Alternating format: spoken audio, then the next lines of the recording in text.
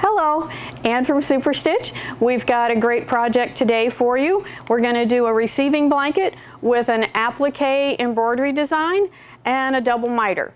So we'll be teaching all of that, but before we get started, we want to thank you for all the interest in our YouTube videos.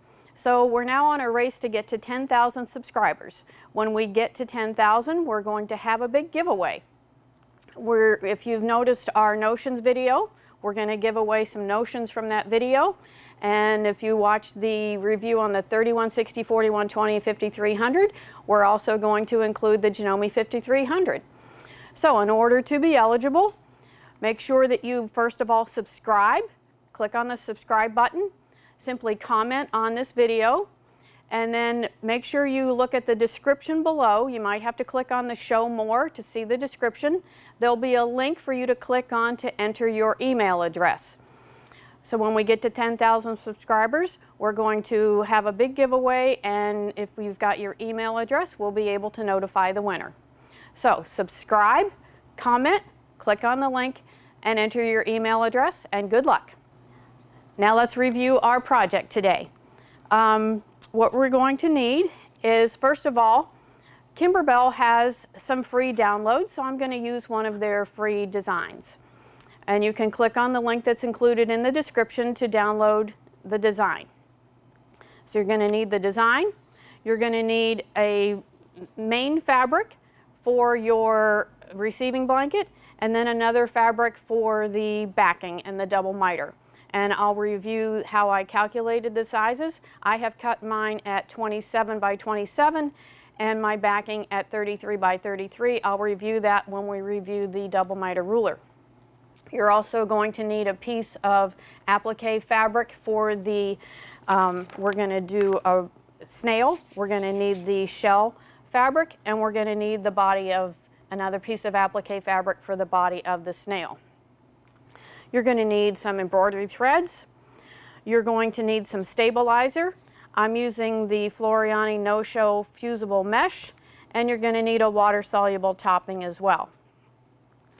You're going to want some applique scissors. I'm using the Hoop Sisters applique scissors. I'm also going to be featuring our Sewing Revolution double-sided tape again. And you're going to need a marking pen, either a friction pen or a water-soluble pen, some pins, and possibly some clips. We're also going to be using our Kimberbell tape as well. You're going to need an embroidery hoop. Depending on the size that I'm using my GR hoop, my 9 by 12 hoop for my Janome 15,000. So when you're checking out all the Kimberbell designs, we love Kimberbell, and just want you to know that we have the full line of Kimberbell designs. We have the latest, the Citrus and Sunshine designs. We've got the Vintage Boardwalk. We've got the fabric kits. We've got the line of Kimberbell fabrics. We've got all the notions, the towels, lots of Kimberbell fabrics. We will be resuming our Kimberbell Club. These are our Kimberbell Club projects. We'll be resuming that soon. We've got all the notions, including their pull flowers, more Kimberbell notions. So we have lots of fun with Kimberbell. Okay, let's go make our project. So the first thing I need to do is decide where I want my embroidery to be placed. So I printed off my template using my Horizon Link software that comes with my Janome 15,000. So this way I'm able to actually see where my embroidery design is going to be, because I could place it in the center, but I kind of like it right about there. Now I'm going to use a water-soluble marking pen in order to mark this, because then I'm going to iron on a fusible interfacing or stabilizer, and I don't want to wipe off the markings that I'm going to be making now. Now what's important is also to mark this arrow. That's going to indicate where the top of my hoop needs to be. So I've got my marking placed, and now I'm going to fuse on my no-show mesh so that it's going to cover my hooped area. All right, so I can kind of see through where my marking is a little bit, so I'm going to make sure that my stabilizer is centered over that marking so that it's going to cover the entire hooped area. And then we're going to fuse that in place. Now that I have my stabilizer fused onto the back, I've got my placement marked, and now it's time to hoop. So I have one little trick here if you've ever struggled with hooping. Now I could use the AccuSetter app that I used in a previous video, but if you're using your grid, here's a little trick for you. I've already placed some of my Sewing Revolution double-sided tape on 3 sides. So what I do is I'm just going to place some of this tape along the back of my inner ring of my hoop.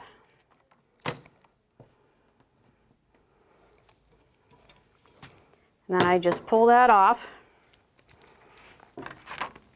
So if you're using your grid for placement,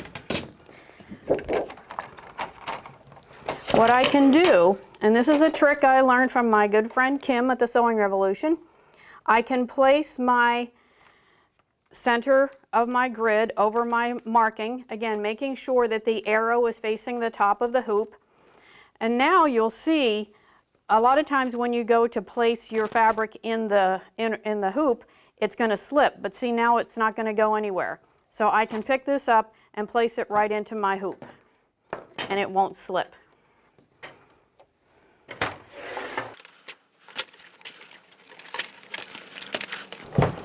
And I'm perfectly positioned. So now it's time to go to the machine, open the design on the machine, we're ready to sew. Now the first couple of stitches are really just going to be placement lines.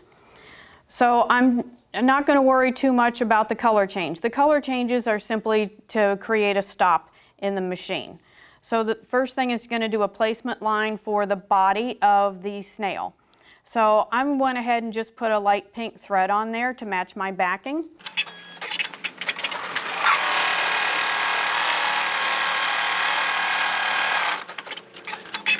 So I'm now going to use my hoop forward key. So I'm going to touch this to bring my hoop forward, just to make it easier for me to place. I'm going to place my applique fabric for the body of the snail so that it covers that area. And now we do what's called the tack down line.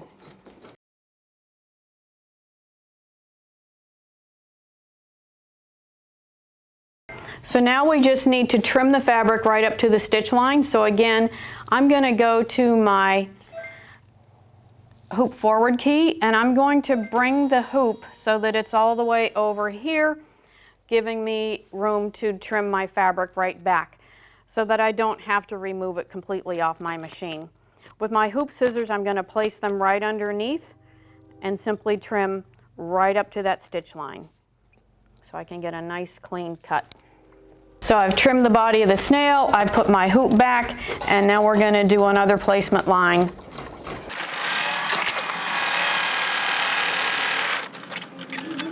So now I'm going to place the fabric that I want to use for the shell right over top of that placement line.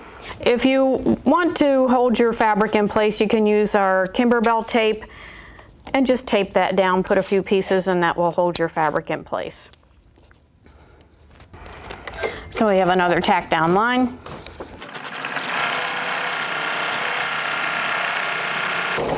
And Kimberbell also provides an SVG file if you prefer to have these pieces pre-cut. If you have a digital cutter, you can have these pieces pre-cut instead of cutting in the hoop. And I'm just going to trim that back as well.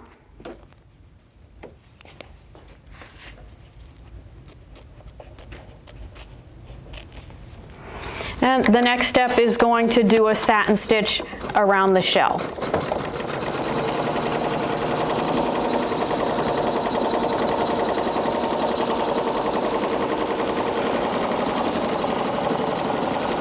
It's first doing a nice underlay stitch, and now it's doing a stitch to just hold the edges of the applique fabric down, and then it's going to come back with a nice heavy satin stitch, which is going to give you a nice coverage on the edge of your applique. The next step is just going to put a little quilting inside here. I'm just going to leave the same color change on, and put my little quilting stitches in there.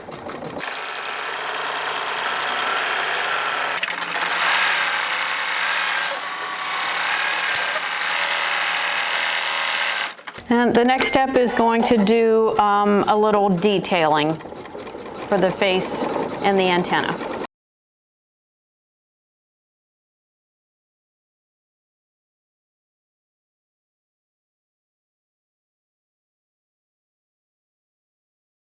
The next step is going to add the satin stitching around the body.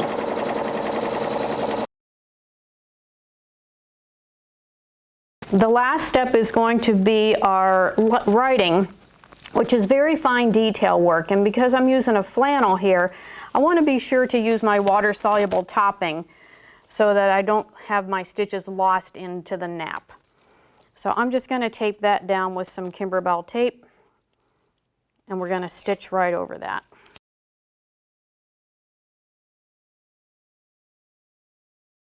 So now our embroidery is complete. You just remove it from the machine and you'll just rip off the water-soluble topping, and whatever's left, you can just spritz this with some water and the rest of it will just wash away. So I'll remove it from the hoop.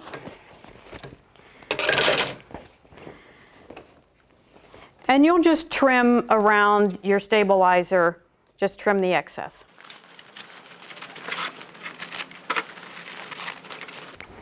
This is a cutaway, so this is going to stay with the embroidery design to support the stitching between launderings. So to determine the size of the fabric that you want to create your double miter, there is just a little bit of math. You're going to determine what size you want your double miter hem to be, and you want to determine the under hem. So I'm using a 2-inch hem and a 1-inch under hem. My finished receiving blanket is going to be 27 by 27. So I've doubled my 2-inch and I've doubled the 1-inch. So I've added 6 inches to the 27, and now I've cut this to be 33 by 33. The instructions are all in the book to help you with your math. So you want to start with your fabric right side up, and what's really important here is you're going to grab the top right corner. I'm going to pull that all the way down and line up my raw edges at the bottom. I've got a fold going up and to the left. And again, you've got step-by-step directions with the pictures. Now I'm going to place my double miter ruler. I'm going to mark my under hem, which is 1 inch. And then I'm going to mark my hem at 2 inches. So I have my under hem marked and my hem marked. I'm going to place the first hem line on the first hem line that I marked, and I'm going to slide my ruler until the edge of the ruler touches right where my hem line meets the fold, and I'm going to draw that angle. I'm going to take a pin and I'm going to place a pin in each of those lines.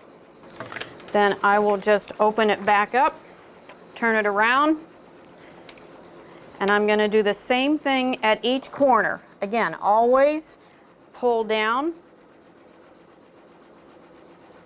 so that I'm working on this corner with my fold is up and to the left.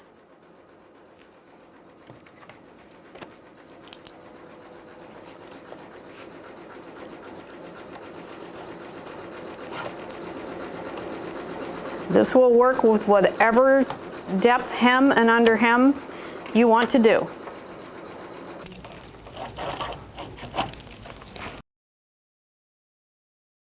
I'm going to use a straight stitch, and I'm going to stitch right on the lines that I marked here.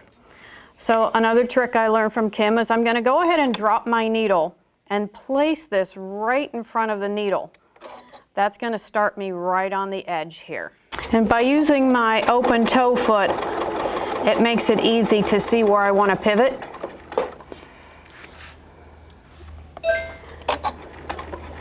So I've engaged my auto pivot, so when a needle stops down, the foot's going to lift, and I'm going to pivot and just run that right off there.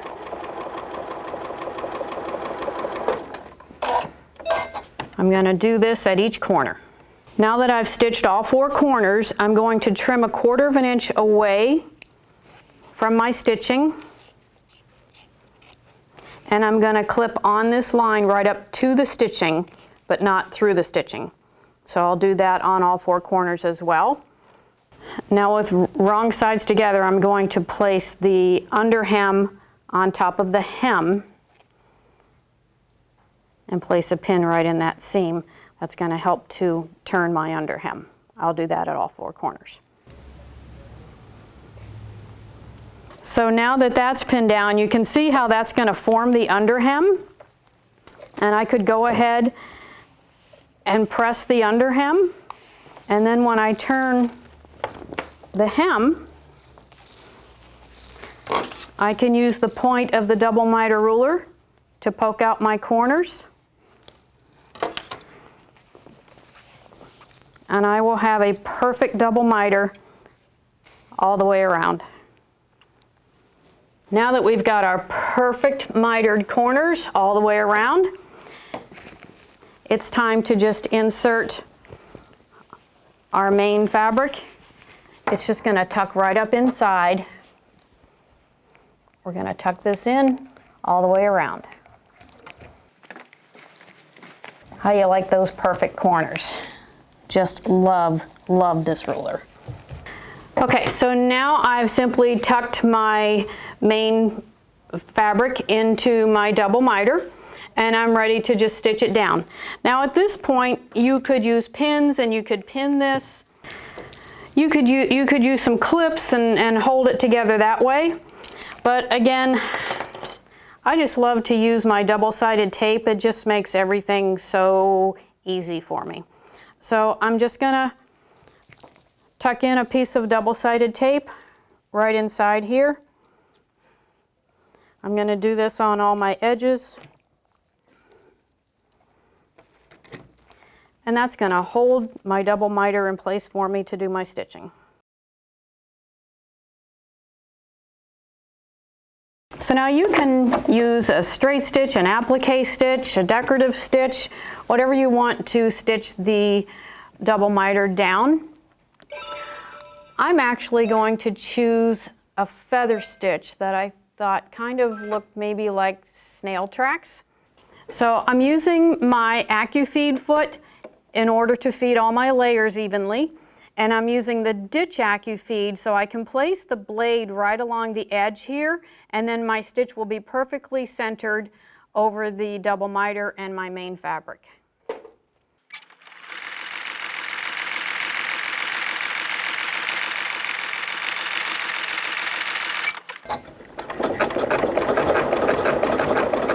So I'm just pivoting at the corners, and I'm going to stitch all the way around.